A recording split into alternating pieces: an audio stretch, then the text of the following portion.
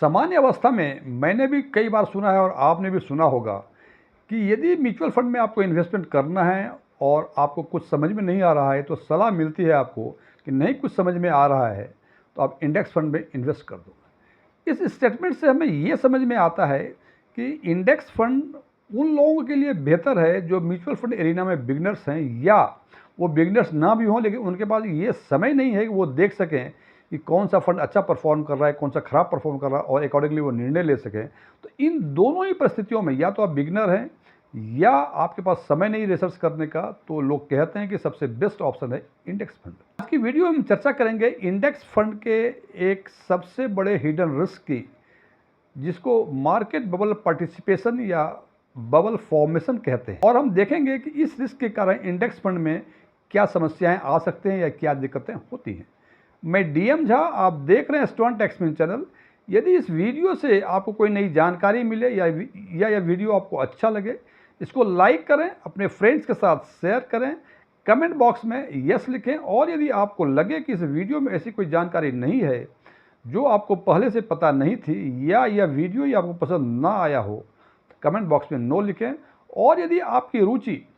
Investment, खासकर mutual fund investment, direct taxation और banking में है और अभी तक आपने मेरे चैनल को सब्सक्राइब नहीं किया है, मेरे चैनल को सब्सक्राइब करें और ऑल बटन पर क्लिक करें ताकि मेरे सभी नए वीडियो की नोटिफिकेशन आपको लगातार मिलती रहे। इस पर आगे चर्चा करने के पहले हम यह समझ लें कि इंडेक्स फंड क्या है। इंडेक्स फंड एक पैसिवली मैनेज्ड म्यूचुअल फंड है जिसका ऑब्जेक्टिव होता है कोई पर्टिकुलर बेंचमार्क के परफॉर्मेंस को रेप्लिकेट करना। इसका मतलब यदि हम कहें कि स्मॉल कैप का इंडेक्स फंड, इसका मतलब हुआ कि निफ्टी स्मॉल कैप 250 टीआरआई जो बेंचमार्क है उसका जो परफॉर्मेंस है, इंडेक्स फंड उसके परफॉर्मेंस को रेप्लिकेट करने की कोशिश करेगा। लेकिन बेंचमार्क में सबसे बड़ी एक समस्या है कि कोई पर्टिकुलर बेंचमार्क में, हर एक बेंचमार्क में सबका लिमिटेशंस होता है कि पर्टिकुलर बेंचमार्क में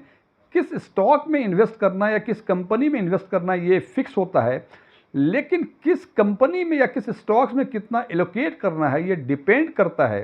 कि उस दिन का स्टॉक मार्केट जब बंद हुआ और बंद होने के बाद जो डिफरेंट स्टॉक्स हैं उसमें मार्केट कैप्स के हिसाब से कितने परसेंट एलोकेशन होंगे, उसके हिसाब से आपका इन्वेस्टमेंट का भी एलोकेशन होगा। हालांकि ये लगता है थोड़ा सा कुछ टेक्निकल चीज़, लेकिन जनाब ये टेक्निकल चीज़ नहीं है, एक सामान्य चीज़ें हैं जिसको मैं आज एग्जाम्पल के द्वारा समझाने की कोशिश करूंगा। और इस एग्जाम्पल के द्वारा हम समझने की कोशिश करेंगे किस तरह से मार्केट बबल पार्टिसिपेशन के कारण इंडेक्स फंड के जो फंड मैनेजर हैं वो ना चाहते हुए भी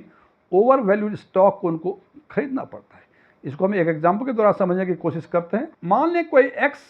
बेंचमार्क है जिसमें 3 कंपनियां, हालांकि 3 कंपनियां होती नहीं है, मैंने 3 कंपनी एग्जाम्पल के लिए इसलिए रखा है कि हमें समझाने में सुविधा होगी। 3 कंपनी के स्टॉक्स में इसमें इन्वेस्टमेंट होता है, ए, बी और सी। और आज के दिन में मार्केट वेट के हिसाब से ए का 50% का वेट है, बी का 30% का वेट है और सी का 20% का वेट है। और आज के दिन यदि आपने 1 लाख रुपए इस पर्टिकुलर इंडेक्स में आपने यदि इन्वेस्टमेंट किया, आपके 1 लाख रुपए के जो एलोकेशन होंगे वो ए में एलोकेट होंगे 50,000 रुपये, चूँकि 50% का इनका मार्केट वेट है, बी में एलोकेट होंगे 30,000 रुपये और सी में होंगे एलोकेट 20,000 रुपये। इन्वेस्टमेंट है, मार्केट अप डाउन होता जा रहा है। 3 महीनों के बाद आपने ऑब्जर्व किया, ये 3 महीने, 2 महीने, 1 महीने कुछ भी मान लें इसको, मैं एग्जाम्पल के 3 महीने माना हुआ है। 3 महीने के बाद आपने ऑब्जर्व किया कि बी और सी के स्टॉक मार्केट प्राइस में कोई फर्क नहीं आया है, लेकिन ए का स्टॉक जो है वो 3 गुना बढ़ गया है, यानी 50,000 रुपये जो थे वो 3 महीने के बाद बढ़ के 1,50,000 हो गए। और चूँकि बी और सी में कोई परिवर्तन सीएमपी में नहीं, यानी करंट मार्केट प्राइस में कोई चेंज नहीं आया था, तो बी और सी जो क्रमशः 30,000 और 20,000 है, और इस हिसाब से 1 लाख जो इन्वेस्टमेंट था उसकी वैल्यू हो गई 2 लाख रुपये 3 महीनों के बाद। अब और उस दिन यदि इसका मार्केट वेट देखें तो मार्केट वेट के हिसाब से जो पहले ए का मार्केट वेट 50% था वो 75% हो गया, बी का जो 30% था वो कम होकर 15% हो गया और सी का जो पहले 20% था वो कम होकर 10% हो गया। क्योंकि इस मार्केट वेट को, ये मजबूरी जो बताया था हमने कि इंडेक्स फंड की ये मजबूरी है कि मार्केट वेट को वो चेंज नहीं कर सकता है, वो एवरीडे मार्केट वेट चेंज होता है और जिस दिन आप इन्वेस्टमेंट करेंगे उस दिन के मार्केट वेट के हिसाब से आपका फंड का एलोकेशन होगा। अब आज के दिन में देखें कि आपने 1 लाख रुपए इन्वेस्ट किए, क्योंकि आज के दिन में जो मार्केट वेट है, ए का 75% है, बी का 15% है और सी का 10% है, तो आपके 1 लाख रुपए का जो एलोकेशन होगा, ए स्टॉक्स में एलोकेशन 75,000 रुपये का होगा, बी में 15,000 का होगा और सी में 10,000 रुपये का होगा। यहाँ आपने देखा कि फंड मैनेजर देख रहा है कि ए जो है ओवर वैल्यूड स्टॉक है और बी और सी जो है अंडर वैल्यूड है, लेकिन ना चाहते हुए भी उनको जो आपने 1 लाख रुपए इन्वेस्ट किया, उस 1 लाख में से 75,000 रुपये एलोकेट करने पड़े उसको ए में, और बी और सी जो अंडर वैल्यूड स्टॉक है उसमें ना चाहते हुए भी 15,000 और 10,000 रिस्पेक्टिवली आपको एलोकेट करने पड़े। अब ये देखें कि जनाब मार्केट है कभी बुलिश फेज में, कभी बियरिश फेज में। अब मान के चलें कि 1-2 महीने के बाद जब आपने इन्वेस्टमेंट किया 1 लाख रुपए, उसके 1-2 महीने के बाद ए के स्टॉक में 60% की गिरावट आ गई और बी और सी में कोई परिवर्तन नहीं हुआ। तो ए में जो एलोकेशन आपका हुआ था 75,000, वो चूंकि 60% गिर गया, तो जो ए की वैल्यू होगी वो 30,000 रुपये, और बी और सी में चूंकि कोई परिवर्तन नहीं हुआ है तो बी का 15,000 और सी का 10,000 रुपये। तो जो 1 लाख रुपये आपने इन्वेस्ट किया था, 2 महीने के बाद आपके इन्वेस्टमेंट की वैल्यू हो गई 55,000 रुपये। जनाब ये सारे एग्जाम्पल हैं। अब आपने देखा कि जब आपने इन्वेस्ट किया था, फंड मैनेजर को पता था कि ए ओवर वैल्यूड है और बी और सी अंडर वैल्यूड है, तो नॉर्मल कोर्स में एक नॉर्मल इन्वेस्टर ए जो ओवर वैल्यूड था तो उसमें कम एलोकेट करता, बी और सी अंडर वैल्यूड था तो इसमें अधिक एलोकेट करता, लेकिन इंडेक्स फंड की मजबूरी के कारण वो ऐसा नहीं कर सके। अब यदि इसी जगह पे आपका एक्टिवली मैनेज्ड फंड में आपने इन्वेस्टमेंट किया होता तो क्या होता? क्योंकि एक्टिवली मैनेज्ड फंड में फंड मैनेजर को अपने हिसाब से, अपने इन्वेस्टमेंट फिलॉसफी के हिसाब से वो स्टॉक्स को बेच सकता है, खरीद सकता है, कम कर सकता है वेट, अधिक कर सकता है वेट। तो यदि एक्टिवली मैनेज्ड फंड होता और आपने जो 1 लाख रुपए इन्वेस्ट किया होता,